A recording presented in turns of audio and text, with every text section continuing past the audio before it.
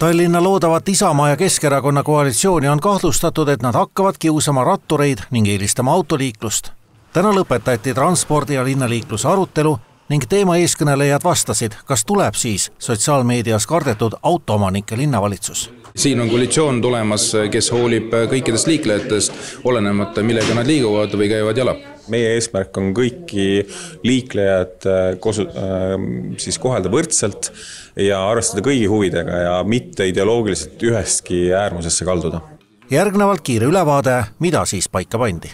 Mõni on isegi öelnud autojuhtide kiusamine, et seda kindlasti meie koalitsioon ei viljele.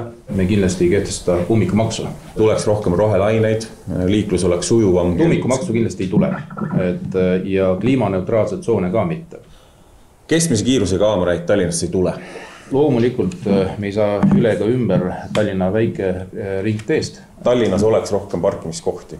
Liivalla ja trammi ja objektiga me edasi ei lähe ja me sellest loobume. Vaatame ka üle tegelikult üldse need tasulise parkimise ajalised piirangud. Me peame Tallinna tooma välja ummikust välja.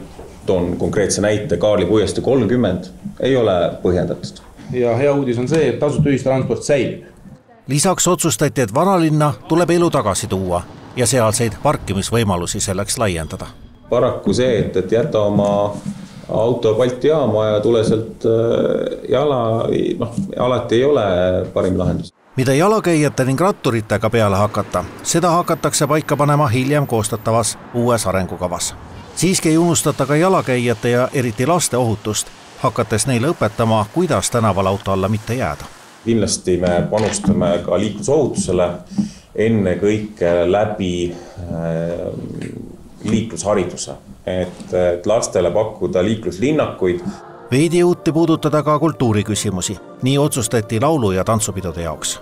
Mis on meie riigi rahvuslik püha, mõtleks isegi.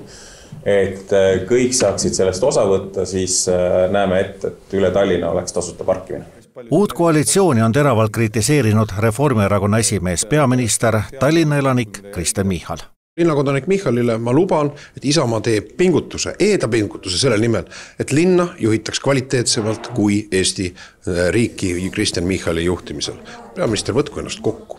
Peaministrina ja erakonna esimehena tal on täna kindlasti palju rohkem instrumente, et Eesti inimeste elu parandada ja ma soovitaks talle sellega ka tegeleda.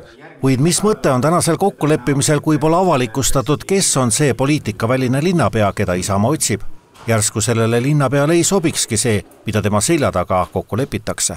Riina Solmani keerutamine ajas naerma nii mind, ümbritsevaid kui teda ennastki. On ta teil välja valitud? Jätame nüüd need uudised võib-olla järgmisele nädalale ja siis me saame kõik koos rõõmustada. Ehk siis kuna te eitas, ma saan aru, et on tegelikult olemas, aga te ei käi teda veel välja? Ma ütlen niimoodi, et see tubli Tallinna linnapea on kusagil olemas. Teie teate nime? Ma jään teile selle vastuse täna võlgu, ma väga vabandan.